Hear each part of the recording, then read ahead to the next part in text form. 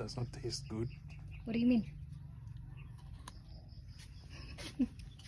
Not so sweet. Yeah, it's not sweet. It's sour. That's why we like it, because it's sour. But why you don't wait until it's done? No patience again, ne? No shots. We like to eat green mangoes. It has nothing to do with patience. And where you wanna put this? We Also normally eat Filipino way, huh? Also Filipino. And then try with salt. With salt. Yeah. But it tastes really bad, eh? Look, I put salt. Blah.